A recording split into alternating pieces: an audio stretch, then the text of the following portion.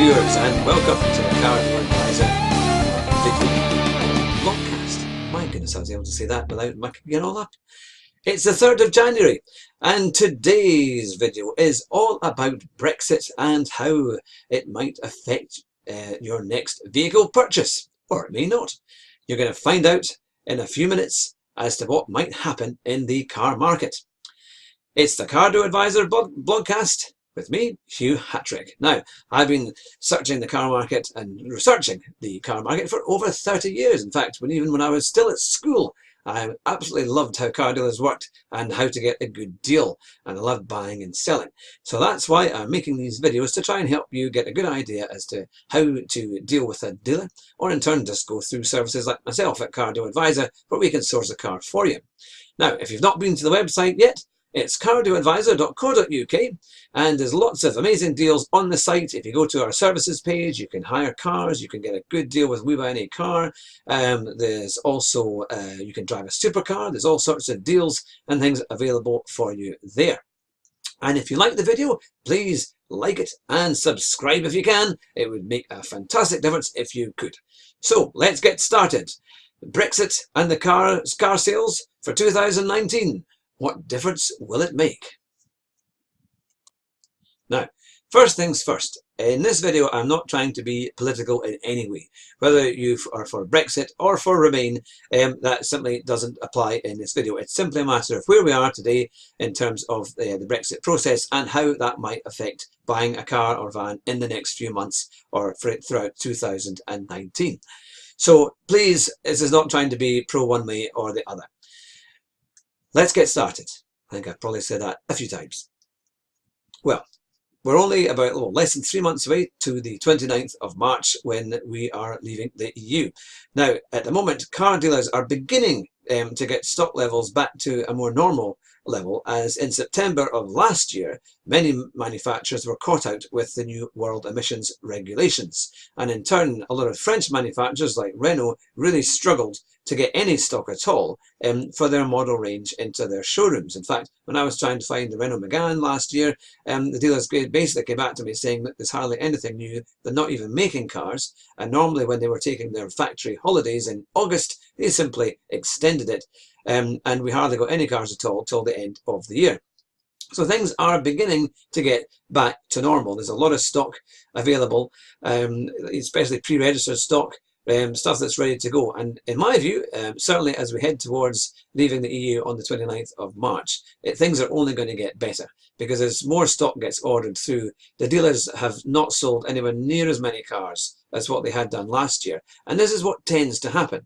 You see, over the last probably 30 years, there's been different levels where you have a build-up, but it's maybe steady progress for car sales in Britain, and then in turn you have like a record year, and then not long after that it tends to go down a little bit, whether it be for a market recession or just different things that go on in the world that can affect the car market slightly. We had the millennium bug in 1999, we had the internet bubble in the early 2000s, and of course we had the huge recession of 2008 when the car market was really plunged into a severe crisis. And many people found it very hard to get any sort of credit at all, and even contract hire deals and normal hire purchase deals were put into question.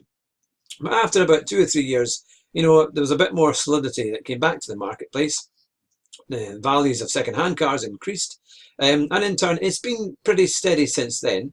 And over the last few years, actually, we've done pretty well, and it's only been 2018 that has seen a slight decline of around about 10% the last time I checked, and that was towards the end of 2018. But what does it mean for you today if you're about to go and buy a car? Well, there are substantial discounts on pretty much everything. Maybe if you take into account some of the premium brands like maybe Range Rover and Jaguar, although from a lot of their cars they will give you good discounts. We can get discounts on most makes and models, other than the things like the Ferraris and the Lamborghinis and obviously stuff like that that's very kind of in demand and always has, demand is going to outstrip supply in most cases. But for everything from your Alfa Romeos and Audis and Volkswagens and Fords, right the way through to Volvo, you can get a discount on just about anything. So it means that if you go into your local dealership and they're telling you that there's no room for negotiation, you can pretty much, I would turn on your heels and walk away and find another dealer, because there is always good room for negotiation, especially at this time.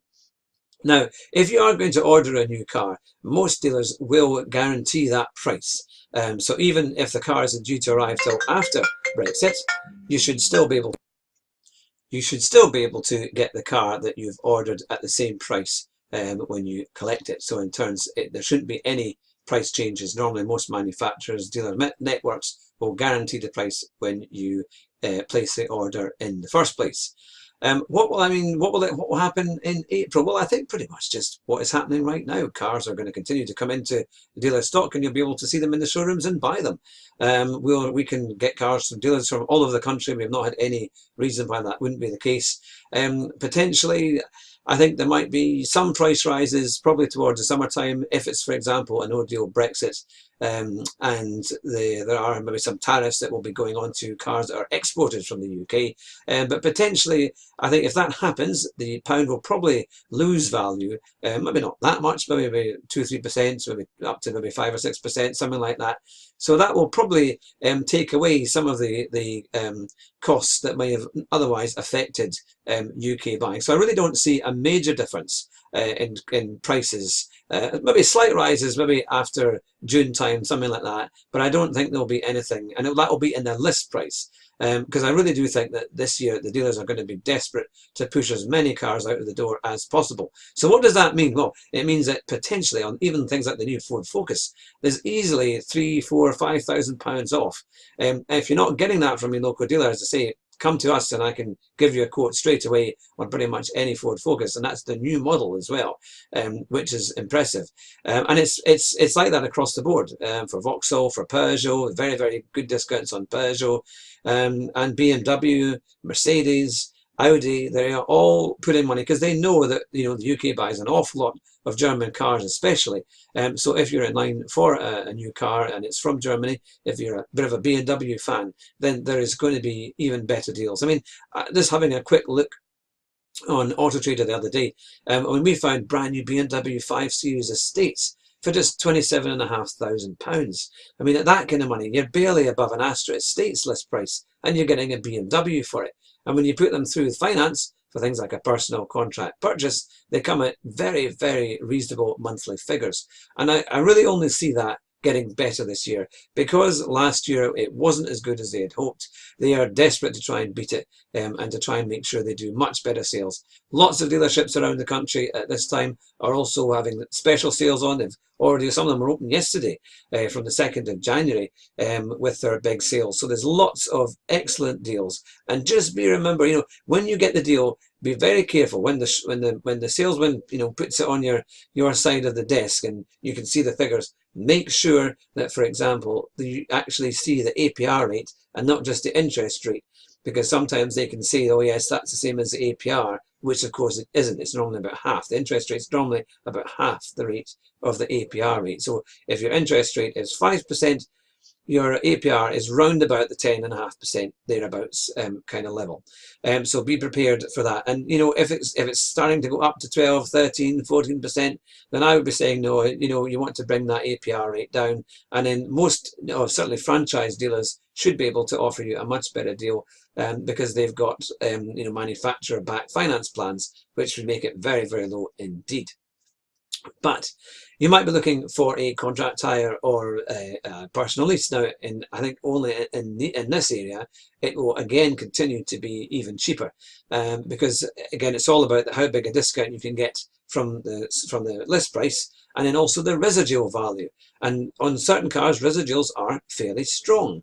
So if you can get the right kind of car, for example, again, premium brands seem to be quite strong at the moment, but there are quite good deals. I mean, Dacia is another example, because they don't discount a lot at the front end, and the residuals are reasonable. You can get some very, very cheap cars. We saw, if you're looking for a family estate, the Dacia Logan MCV, which is not to everybody's taste, but certainly as a budget estate car, it's a bargain. And this was the Stepway version, which is slightly more spec, You get sat nav, slightly better interior, obviously air conditioning, things like that, electric windows, but not an awful lot more really than that. Alloy wheels is about it. But a huge estate car, very economical. And they had one that was a 67 plate with just 600 miles for just £10,500. And it was possible to do that on a PCP for less than £150 or £160 a month it was. So for that kind of money, with maybe £800–900 down as a deposit, there are some spectacular savings to be had. But on pretty much every car on the market today, and certainly in the mainstream models, there are great discounts, and I don't see that changing over the next year. If anything, it's going to get even cheaper, and there'll be better deals, and I'm sure they'll start to come through.